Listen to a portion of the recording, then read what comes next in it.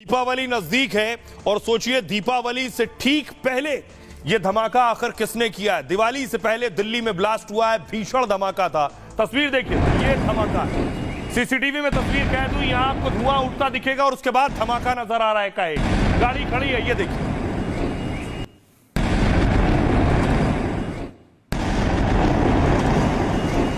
देखिए पहले धुआं उठता है और उसके बाद धमाका होता है। बताया जा रहा है कई किलोमीटर तक धमाके की आवाज सुनी गई, कई किलोमीटर तक दिल्ली की जमीन कांप उठी।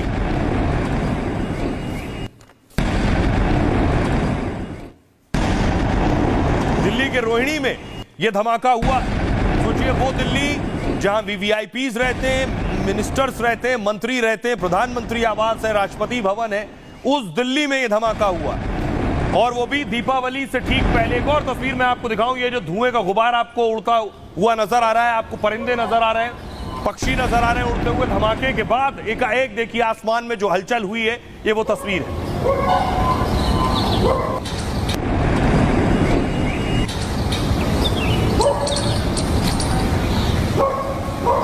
और इस धमाके का असर क्या था ये मैं आपको दिखाऊं। देख रहे हैं कांच, शीशे टूट गए हैं, घरों के शीशे टूट गए हैं, बोर्ड टूट गया है। ये देखिए बाहर का ग्लास है, ये टूट गया है। ये ऊपर का खिड़की आपको नजर आ रही है शीशे की, ये टूट गई। ये बोर्ड टूट गया है, ये कांच टूट गया है, गेट जो आपको नजर आ रहा है, सब कुछ। ये गाड़ी का शीशा आप देख रहे हैं, ये गाड़ी खड़ी थी वो टूट गई नजदीक में। ये किसी का वॉशरूम है, वॉशरूम में देखिए मार्बल टूट गए हैं। इतना भीषण धमाका था, इससे आपको अंदाजा होगा इसकी तीव्रता, इसकी इंटेंसिटी क्या थी। लेकिन धमाके के फौरन बाद मौके पर पहुंची है बॉम्ब स्क्वाड की टीम। ये आप देख रहे हैं बॉम्ब स्क्वाड मौके पर बुलाया गया है, बॉम्ब स्क्वाड की टीम पहुंची वहां जांचने के लिए किस तरह का धमाका था, कोई और वहां धमाके वाली या कुछ ऐसी चीज तो नहीं है जिससे धमाका हो सकता है। बॉम्ब स्क्वाड की टीम ने वहां बाकी साक्ष्य भी जुटाए। इसके बाद देश की सारी बड़ी एजेंसियां मौके पर पहुंची है। देखिए ये कमांडोज पहुंचे हैं, एनआईए की टीम, नेशनल इन्वेस्टिगेशन एजेंसी की टीम पहुंची है, एनएसजी पहुंची है, ये सारी एजेंसियां मौके पर पहुंची है। सीआरपीएफ फॉरेंसिक की टीम भी पहुंची है। देखिए फॉरेंसिक बाकायदा अत्याधुनिक उपकरणों के साथ, रोबोट्स के साथ पहुंची थी और साक्ष्य जुटाने के लिए एनडीआरएफ की टीम मौके पर है। और ये देख रहे हैं ये फॉरेंसिक टीम मौके पर पहुंची है, जो सबूत जुटा रही है। वहां जो पदार्थ है, जो केमिकल है, उन्हें इकट्ठा किया जा रहा है।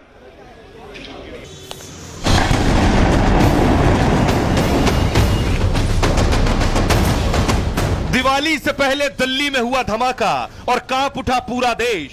एक स्कूल के पास इतना जोरदार धमाका हुआ कि पास खड़ी कारों के शीशे चकनाचूर हो गए। आसपास की कई घर और दुकानों को भारी नुकसान पहुंचा। धमाके की आवाज कई किलोमीटर तक सुनाई दी और लोग दहशत में आ गए। इतना जबरदस्त धमाका था, पूरी मतलब रोहिणी हिल थी। बहुत तेज आवाज थी एंड पूरा 200 मीटर तक पूरा धुआं हो गया था। काफी तेज आवाज थी। ट्रांसफार्मर भी फटते तो इतनी तेज आवाज कभी नहीं आती। जब फटा देखा तो यहाँ पे पूरा धुएं का गुब्बार था। सर घर हिला था थोड़ा सा ना, मैं सोचा वैसे ही होगा, लेकिन घबराहट तो थी ना कि क्या है ये। एनआईए, एनएसजी और बम स्क्वाड फौरन मौके पर पहुंचे। एजेंसियां हर एंगल से ब्लास्ट की जांच में जुटी हैं। पता किया जा रहा है क्या ये कोई आतंकी धमाका था और कहीं दिल्ली में या किसी बड़े खतरे का अलर्ट तो नहीं। अब आइए आपको बताऊं दिल्ली में किस जगह पर यह धमाका हुआ। देश की राजधानी दिल्ली के एक पॉश इलाके में धमाका हुआ है। देखिए ये आप दिल्ली का नक्शा देख रहे हैं और ऊपर आपको नजर आ रहा है रोहिणी। रोहिणी में है सीआरपीएफ स्कूल और इस सीआरपीएफ स्कूल के पास धमाका हुआ, वहीं बाहर यह बम ब्लास्ट हुआ है। अब आपको बताऊं जहां धमाका हुआ उस जगह पर एक सफेद पाउडर मिला है। क्या है यह सफेद पाउडर? ये आप देख रहे हैं धमाके वाली जगह पर यह सफेद पाउडर मिला है। इस सफेद पाउडर की जांच हो रही है। ये सफेद पाउडर क्या हो सकता है? जांच एजेंसियों ने इस पाउडर को उठाया है और जांच के लिए भेजा गया है कि कौन सा पाउडर है जिसका इस्तेमाल दिल्ली धमाके में किया गया। अब देखिए आशंका जताई जा रही है ये व्हाइट पाउडर क्या हो सकता है। धमाके के बारे में मैं बात करूं, दिवाली से पहले यह बड़ा ब्लास्ट है, इसलिए टेंशन और एजेंसियों की बढ़ गई। एनआईए, फॉरेंसिक और एनएसजी की टीम मौके पर पहुंची है, जांच शुरू कर दी है। धमाके की जांच में सफेद पाउडर आपको नजर आ रहा, देख रहे हैं सफेद पाउडर के पैकेट मिले। इस पैकेट को उठाया गया है और पास की दीवार पर भी सफेद पाउडर जैसा केमिकल देखा गया है। एजेंसियों ने पाउडर के सैंपल को जांच के लिए लैब में भेजा है। शक यह है कि अमोनियम नाइट्रेट या फास्फोरस हो सकता है। अमोनियम नाइट्रेट भी देखने में चीनी जैसा सफेद होता है और इसे विस्फोटक के तौर पर ही इस्तेमाल किया जाता है। दिल्ली में धमाके की जगह मिला पाउडर भी कुछ वैसा ही है। धमाके की जगह से तार भी कुछ मिले हैं, तार के टुकड़े मिले हैं, साथ ही पेंसिल सेल और छोटी बैटरीज भी मिली हैं। तो क्या पाउडर, तार और सेल से किसी बड़े धमाके का प्लान था? शक यह भी है कि धमाके में क्रूड यानी देसी बम का इस्तेमाल हुआ है। अमोनियम नाइट्रेट या आसानी से उपलब्ध बारूद भी है और दिल्ली धमाके की शुरुआती जांच में ऐसे संकेत मिले हैं। मतलब दिल्ली में सनसनी मचाने वाला ब्लास्ट देसी बम हो सकता है। एजेंसियों को आशंका यह है कि यह बम सिर्फ एक ट्रायल या फिर संदेश तो नहीं था, क्योंकि बम प्लांट करने के लिए स्कूल की दीवार के हिस्से को चुना गया है। रविवार को स्कूल में छुट्टी होती है, स्कूल में कोई नहीं रहता है। संदिग्ध ने सुबह और कम भीड़ वाली जगह पर यह धमाका किया है। तो क्या इसका मकसद तबाही से ज्यादा डर दिखाना और फैलाना था, लोगों में दहशत पैदा करना था? सुनिए जो चश्मदीद वहां मौजूद थे वो क्या कह रहे हैं और पीआरओ क्या कह रहे हैं। मैं टेरेस पे था, अपना कैमरे का नया लेंस चेक कर रहा था, तो एक ऐसा ब्लास्ट होता है जो सब कुछ हिला देता है।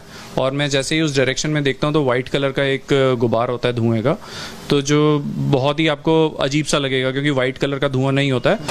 सर 7:41 जब धमाका हुआ था तो आप लोग यहीं पे थे आसपास? हाँ जी सर। फिर क्या महसूस किए, कैसे? मतलब एकदम से धुएं का पूरा गुबार था, 15-20 मिनट वही रहा, उसके बाद पता लगा कि सुना सब्जी की रेडी आई लगी थी वहाँ तक, सेक्टर 9 विनोबा कुंज के पास में जो मार्केट लगती है। तेज धमाका हुआ? इतना जबरदस्त धमाका था, पूरी मतलब रोई नहीं लगी थी। बहुत तेज आवाज थी एंड पूरा 200 मीटर तक पूरा धुआं धुआं हो गया था। काफी तेज आवाज थी। नीचे आए तो देखा कि जहाँ पे ये फटा है, जहाँ से आवाज आई है वहाँ पे कुछ नहीं है, पर आसपास की बिल्डिंग में काफी नुकसान हुआ था। ट्रांसफार्मर भी फटते तो इतनी तेज आवाज़ कभी नहीं आती। जब फटा देखा तो यहाँ पे पूरा धुएं का गुबार था पूरा। अब देखिए धमाके वाली जगह पर बीजेपी के नेता विजेंद्र गुप्ता पहुंचे हैं। जिस जगह धमाका हुआ उस जगह पर पहुंचे। दिल्ली का मामला है, सेंसिटिव इलाका है। विजेंद्र गुप्ता वहां पहुंचे, लेकिन पहुंचने के बाद दिल्ली सरकार और बीजेपी में खींचतान शुरू हो गई। आतिशी जो कि दिल्ली की सीएम, उन्होंने कहा दिल्ली में कानून व्यवस्था की जिम्मेदारी बीजेपी की केंद्र सरकार के पास है, लेकिन बीजेपी अपना काम छोड़कर दिल्ली की चुनी सरकार को रोकने में लगी हुई है। इसलिए दिल्ली का हाल उस मुंबई जैसा हो गया है जहां अंडरवर्ल्ड का राज था। मनोज तिवारी कह रहे हैं दूसरों पर दोष मढ़ना दिल्ली सरकार का स्वभाव है। वो दिल्ली धमाकों पर जांच की बजाय राजनीति करती है। यह आम आदमी पार्टी और उनकी सरकार का दिवालियापन है। मनीष सिसोदिया ने कहा दिल्ली में स्कूल के पास धमाका होना चिंता की बात है। यह बताता है कि केंद्र को दिल्ली के लोगों की कोई चिंता नहीं है। बीजेपी की वजह से दिल्ली की जनता खतरे में है। वीरेंद्र सचदेवा ने कहा बीजेपी के दिल्ली अध्यक्ष हैं आतिशी जी और सिसोदिया जी तुच्छ राजनीति कर रहे हैं। दिल्ली हम सबकी है और इसकी सुरक्षा की जिम्मेदारी हम सब पर है।